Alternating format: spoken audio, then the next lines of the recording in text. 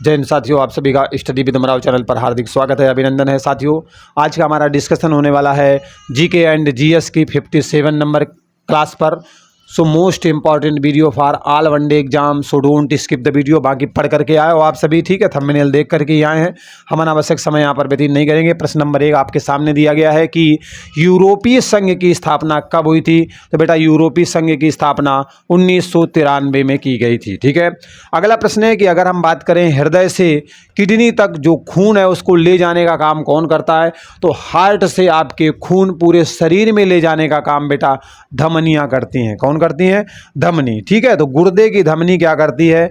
आपके हार्ट से किडनी तक खून ले जाने का काम करती है गुर्दे की आपकी धमनी। और वैसे भी शरीर पर अगर ब्लड को ले जाना है हार्ट से तो धमनियां ले जाएंगी, और गंदा खून जो है वो सिराएं लेकर के वापस हार्ट में छोड़ देती हैं, ठीक है। तो यहां तक बेटा आपको समझ में आ गया। चलिए अगले प्रश्न पर चलते हैं। अगला प्रश्न दिया गया है कि भारत की प्रथम महिला मुख्यमंत्री कौन बनी थी। भारत की वह कौन पहली महिला मुख्यमंत्री है, आपसे पूछा गया है। तो इसका राइट आंसर है बेटा सुचेता कृपलानी। सुचेता कृपलानी भारत की पहली महिला मुख्यमंत्री बनती हैं, ठीक है। अगला प्रश्न है कुतुबुद्दीन ऐबक की मृत्यु कैसी होती है। तो ये बेटा पोलो खेल रहे होते हैं और इसके बाद चूक जाते हैं, घोड़े से नीचे गिर जाते हैं और उसके बाद इनकी मृत्यु हो जाती है, ठीक है। तो पोलो खेलते समय कुतुबुद्दीन ऐबक की मृत्यु होती है और ये गुलाम वंश के संस्थापक होते हैं। गुलाम वंश का संस्थापक कौन था? Qutbuddin Aibak is the right answer, ठीक है। चलिए नेक्स्ट क्वेश्चन बेटा आपके सामने दिया गया है। गहरे समुद्र में पानी का रंग नीला क्यों दिखाई देता है। जब गहरे समुद्र में आप पानी का रंग देखेंगे तो बेटा आपको नीला नजर आएगा। तो प्रकाश के प्रकीर्णन की वजह से ऐसा होता है, ठीक है। प्रकाश के प्रकीर्णन की वजह से जो गहरा समुद्र होता है वहां पर पानी का रंग हमें नीला नीला तभी देखते हैं, समुद्र वगैरह का रंग नीला दिखाई देता है। कर्क रेखा कहां पर स्थित है, ठीक है। उत्तरी गोलार्ध में आपको कर्क रेखा मिलेगी। अब आपको बताना है कर्क रेखा भारत के किन राज्यों से होकर गुजरती है, ठीक है। प्यारे बच्चे फटाफट कमेंट कर डालो, ठीक। चलो अगला प्रश्न है आपके सामने, गोवा की राजभाषा क्या है। गोवा की राजभाषा की बात कर रहा है तो कोंकणी बेटा आपके गोवा की राजभाषा। अगर हम भारतीय संविधान की बात करें तो बेटा 22 भाषाओं को जो है आपके संविधान में स्थान दिया गया है, ठीक है। उनमें आपकी कोंकणी भी है और गोवा की राजभाषा भी है। अगर हम बात करें वैसे राजभाषा की उत्तर भारत में विशेष करके तो आपको हिंदी देखने को मिलेगी, क्योंकि राष्ट्रभाषा अब तक हिंदी बन नहीं पाई, ठीक है, कंफ्यूज मत करना। चिपको आंदोलन की शुरुआत कहाँ से हुई थी बेटा। चिपको आंदोलन की शुरुआत आपके जो है गढ़वाल से देखने को मिलती है, ठीक है। उत्तराखंड में ये क्षेत्र पड़ता है आपका टिहरी गढ़वाल वगैरह, तो उधर क्षेत्र से इसकी शुरुआत देखने को मिलती है। अगला प्रश्न है कि फिरदौसी कवि, फिरदौसी एक कवि है, ठीक है, किसके दरबार में रहा करते थे। तो Mahmud Ghaznavi is the right answer, ठीक है। महमूद गजनी के बेटा दरबार में जो है फिरदौसी कवि रहा करते थे। इनका नाम अक्सर आपने सुना होगा। अगर हम बात करें दयानंद सरस्वती के, इनके बचपन का नाम क्या था। तो बेटा इनके बचपन का नाम मूल शंकर था, ठीक है।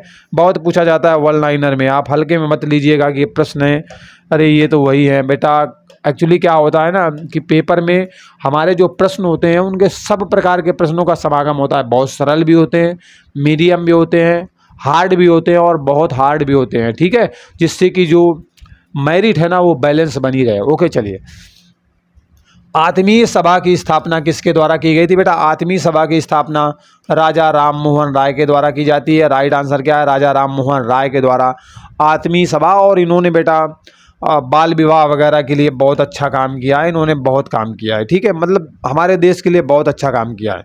यूरोप का मरीज किसे कहते हैं बेटा। यूरोप का मरीज किसे कहते हैं, ठीक है, तुर्की को कहते हैं यूरोप का मरीज। तुर्की इज द राइट आंसर, ठीक है। अभी यहाँ पे हाल में जो है भूकंप आया था और हमारे भारतीय जवान मदद करने के लिए गए थे, ठीक है। अगला प्रश्न दिया गया है कि बादलों की दिशा एवं गति को मापने वाला यंत्र क्या कहलाता है। अगर मतलब बादलों की दिशा कौन सी है और गति किस दिशा में हो रही है, इसको मापने के लिए बेटा नेफोस्कोप का प्रयोग करते हैं, ठीक है। नेफोस्कोप लेकर के जाएंगे, बादलों की दिशा और गति को हम माप लेंगे, ठीक है।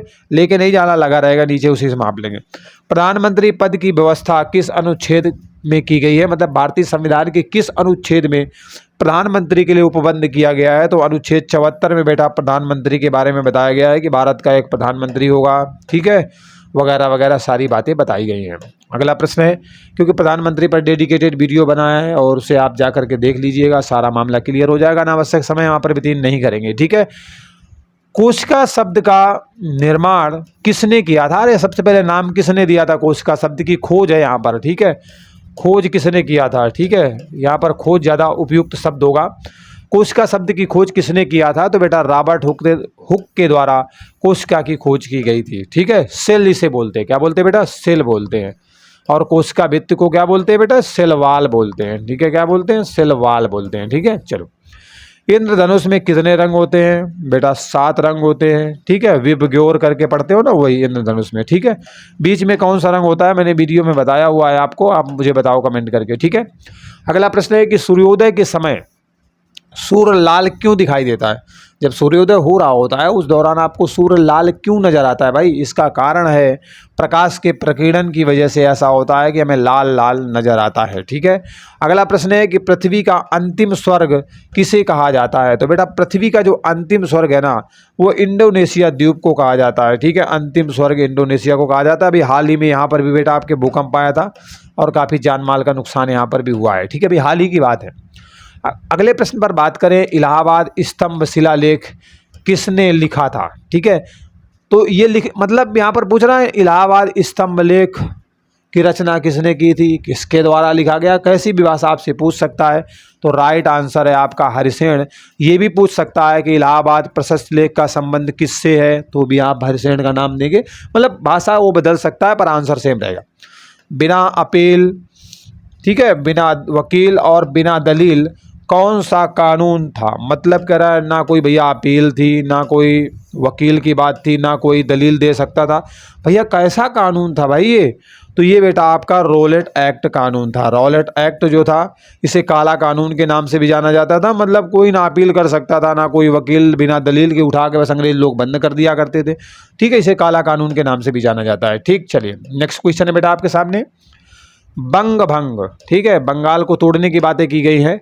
आंदोलन के समय कांग्रेस के अध्यक्ष कौन थे? तो बेटा बंग भंग आंदोलन के समय गोपाल कृष्ण गोखले जो है अध्यक्ष हुआ करते थे, ठीक है, इस आंदोलन के। ओके, अगला प्रश्न है लोहे में जंग किस कारण से लग जाता है? बेटा लोहे में जो जंग है ना वो ऑक्सीजन के कारण लगता है। ऑक्सीजन उसके साथ रिएक्शन करती है और उसके बाद जो है जंग तो परिचित हो, सभी बच्चे परिचित हैं, ठीक है।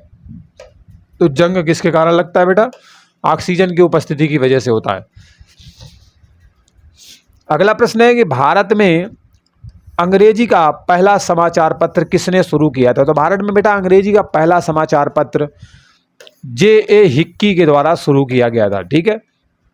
अगला प्रश्न है स्टेनलेस स्टील, अरे स्टेनलेस वाली स्टील होती है ना, जंग वंग नहीं लगता है, इसका आविष्कार किसके द्वारा किया गया था? इसका राइट आंसर है हैरी बर्ली के द्वारा स्टेनलेस स्टील की खोज की गई थी। बहुत काम की है, ठीक है, क्योंकि बहुत जल्दी आपके लोहे की चाकुओं में जंग लग जाता है और स्टेनलेस स्टील की होती है तो समस्याएं कम होती हैं। अगला प्रश्न है कि मांसपेशियों का अध्ययन क्या कहलाता है? बेटा जिस विज्ञान में ना मांसपेशियों का अध्ययन किया जाता है उसे हम मायोलॉजी के नाम से जानते हैं। क्या बोलते हैं बेटा? मायोलॉजी में, मां से मांस, मां से मायोलॉजी में मांसपेशियों का अध्ययन किया जाता है। तो इस तरीके से वीडियो आपका बेटा समाप्त हो चुका है। मैं आशा करता हूं सारे क्वेश्चन आपको समझ में आ गए होंगे। अगर किसी प्रकार का आपको संदेह है तो आप हमें कमेंट करके बता सकते हैं। अगर आवश्यकता पड़ेगी तो हम उस पर भी डेडिकेटेड वीडियो बना देंगे, ठीक है। इसलिए डोंट वरी, मतलब चिंता की कोई आवश्यकता है नहीं। आप उत्साहवर्धन के लाइक ज़रूर कीजिएगा, जिस भी सोशल मीडिया का यूज कर रहे हैं वहाँ पर शेयर कर दीजिएगा, और पहली बार आपने चैनल पर विजिट किया है तो सब्सक्राइब करना बिल्कुल मत भूलिएगा, क्योंकि इस तरीके की वीडियो आपको यहीं मिलने वाले हैं। चलिए मिलते हैं अगले वीडियो में नए अपडेट के साथ। बाय बाय, टेक केयर, जय हिंद।